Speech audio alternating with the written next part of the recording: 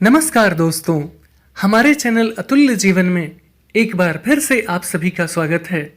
यूं तो हर बार हमारी यही कोशिश होती है कि हम एक से बढ़कर एक ज्ञानवर्धक वीडियो लेकर नियमित रूप से आपकी सेवा में उपस्थित होते रहें, क्योंकि हमारा मानना है कि ज्ञान वो दिव्य आंख है जो विषम परिस्थितियों में भी हमारा मार्गदर्शन करता है तथा हमारे सभी संशयों का नाश कर हमें सदैव आगे बढ़ने के लिए प्रेरित करता है। इसलिए आप सभी से निवेदन है कि इस वीडियो को अंत तक अवश्य देखें ताकि आपको इसका वास्तविक आशय समझ आ सके।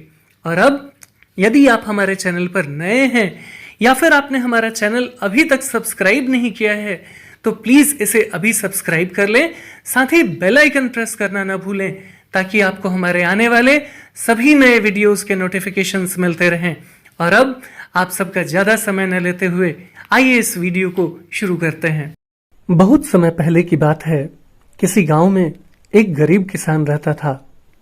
वह अपने खेत में बहुत मेहनत और लगन से काम करता था ताकि पैदावार अच्छी हो और उसकी स्थिति सुधर सके, परंतु कुदरत को कुछ और ही मंजूर था। कभी बाढ़ आ जाता था तो कभी सूखा पड़ जाता था, कभी धूप बहुत तेज हो जाती थी तो कभी ओले पड़ जाते थे। इस प्रकार किसी न किसी कारण से हर बार उसका कुछ न कुछ फसल बर्बाद हो जाता था। इस बात से उसे बहुत क्रोध आता था।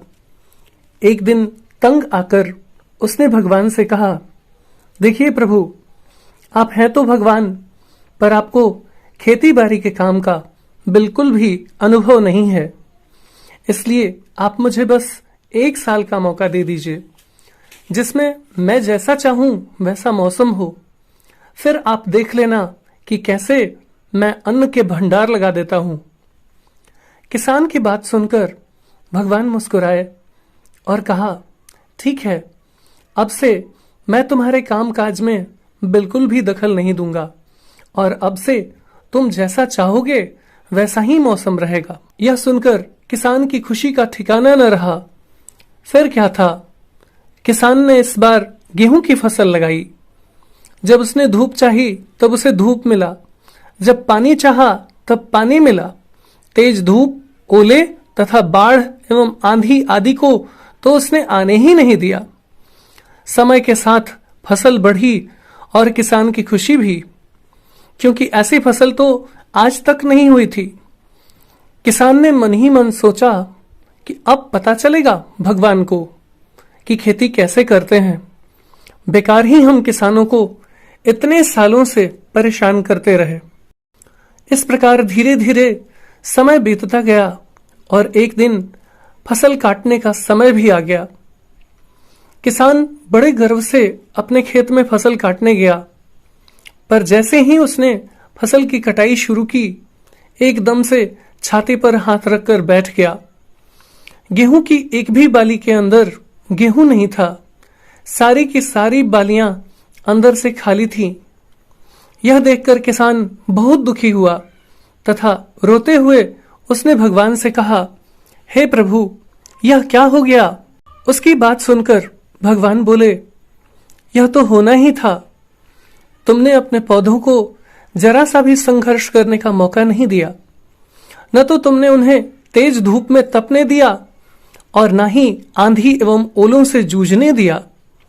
तुमने उन्हें किसी भी प्रकार की चुनौती का एहसास नहीं होने दिया और यही कारण है कि तुम्हारे सारे पौधे खोखले ही रह गए।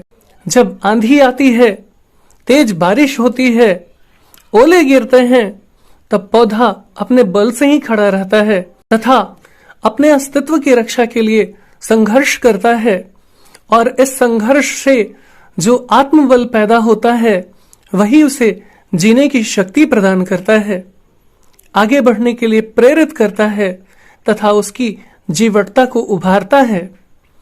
सोने को भी कुंदन बनने के लिए आग में तपना पड़ता है, हथौड़े से पिटना पड़ता है तथा भट्टी में गलना पड़ता है।